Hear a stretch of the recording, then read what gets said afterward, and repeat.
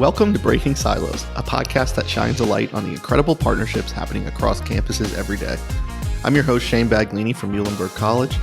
Join me every 2 weeks for discussions with some of the best minds in higher ed marketing, enrollment management, student affairs, campus leadership, and more.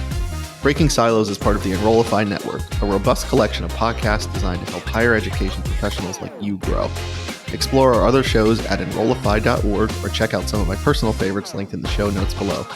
Enrollify is made possible by Element 451, the next generation AI student engagement platform, helping institutions create meaningful and personalized interactions with students. Learn more at element451.com. Welcome to a special episode of Breaking Silos live from Element 451's Engage Summit here in Raleigh.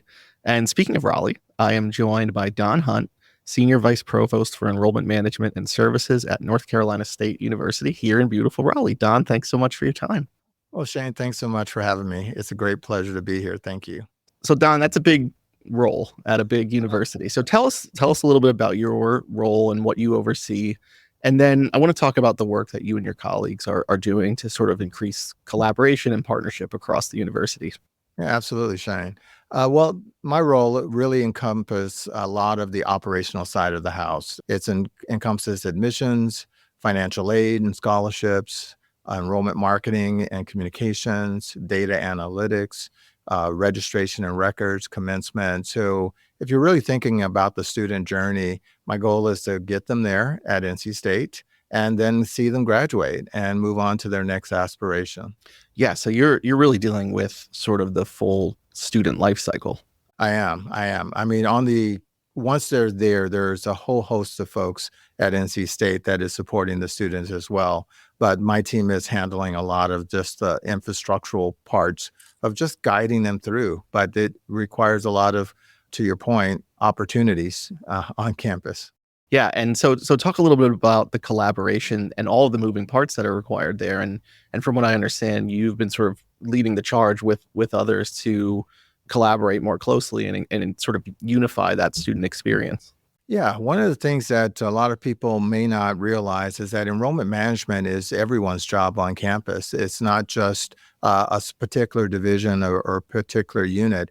And in that, if everyone's job is a part of supporting the students, how are we working together? How are we streamlining that experience? I mean, the student is still the student, one person, right? They shouldn't have a different experience just because they went to this place or that part of the university. They should have this, hopefully, a fantastic experience the entire time.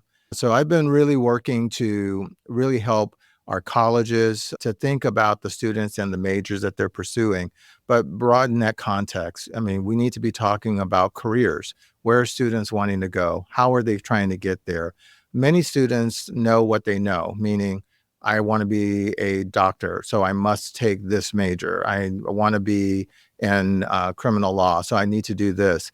What they don't know is that career could mean 5 other different majors at NC State that may actually be better for them based on their own interest. But how are we working with them to communicate that? And that, again, requires the entire university working together. And so I've been trying to help people realize the more we work together, the better the student experience is going to be.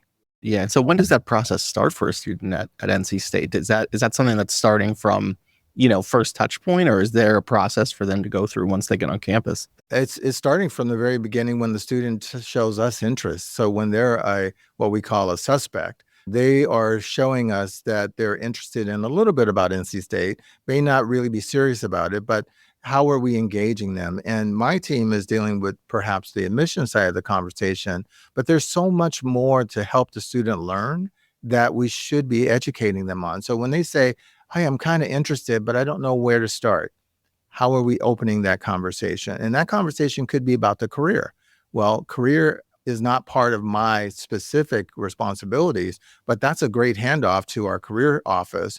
But is it a cold handoff? Is it a warm handoff? And how do we help the student really navigate through that conversation? Yeah. So I'm imagining at a university the size of NC State, there are some challenges to this work.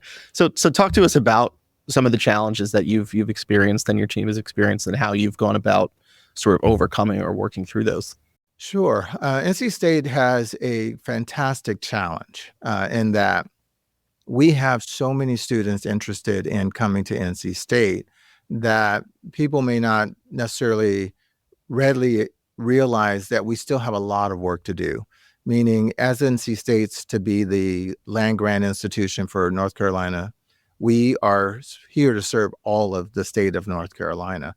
That means every student should see themselves at NC State, or at least the ability to go to NC State. With that in mind, that means we have a lot of work of letting people feel welcomed. And so if you're from the rural part of the state, you should still feel welcomed at NC State. And how do we, work that? So when we're in our own world, we work in silos. And if there's no impetus to break us out of our silos, or no one setting the charge to really open the gates to say, everyone's doing great work, but they're doing it in their particular silos.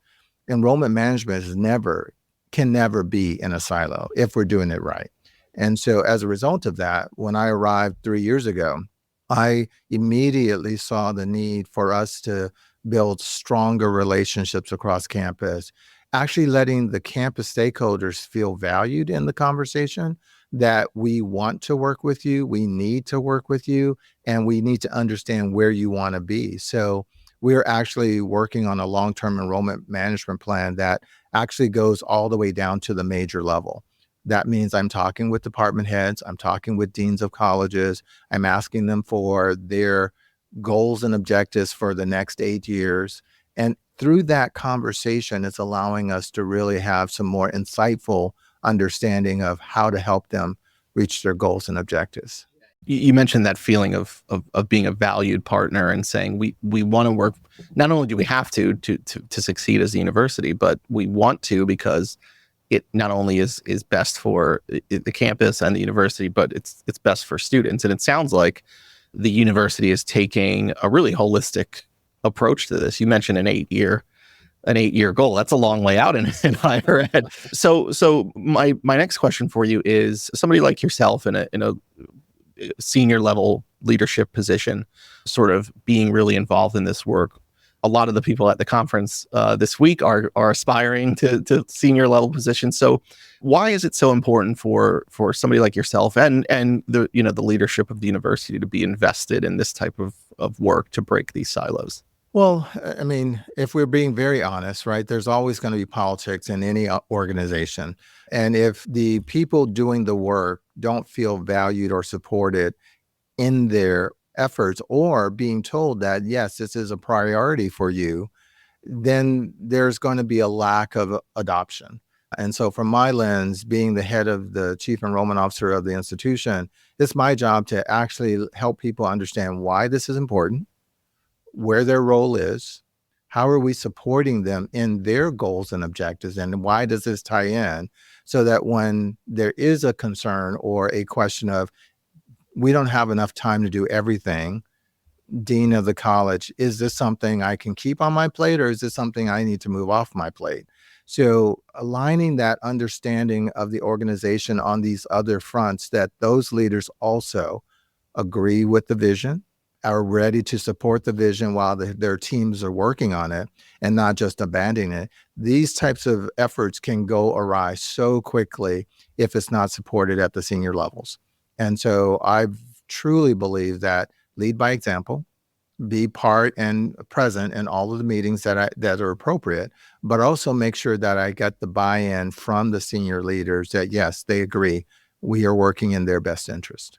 Yeah, and you're not the first person in a senior leadership type of role that's said that same thing. I've talked to a couple vice presidents of enrollment now that have said, my chief marketing officer and I are friends. We're personal friends, and it was really, it trickled down to the rest of their team and the institution on trying to get this work done.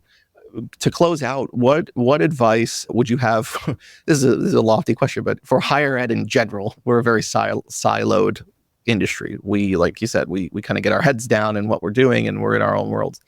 What advice would you have for others on campuses, whether at a senior level role, junior level role, to start this process of increasing collaboration, and tips for them to kind of go about that?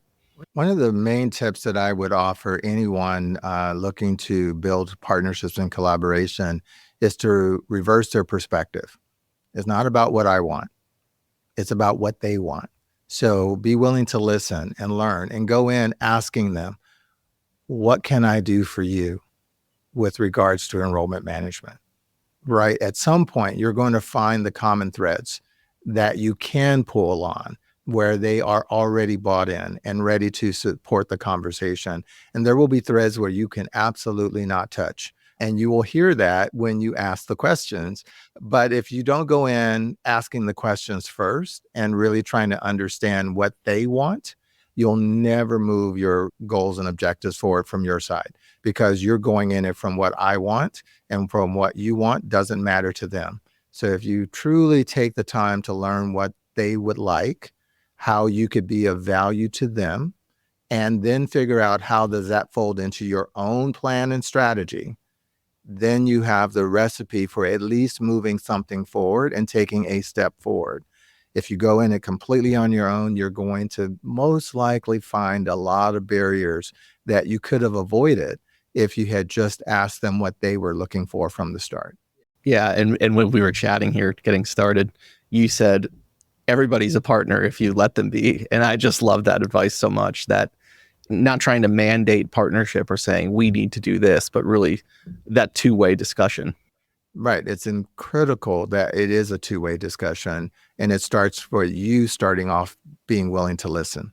Yeah. Yeah. Good advice for anybody in any level of the organization, whether it's a project or in general, increasing collaboration. So very much appreciate your time and your insights, Don, and enjoy the rest of the conference.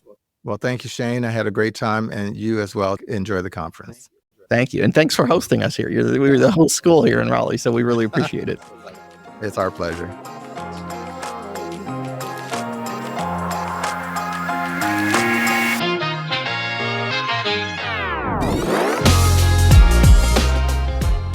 Breaking Silos is part of the Enrollify podcast network. If you like this podcast, chances are you'll like other Enrollify shows too.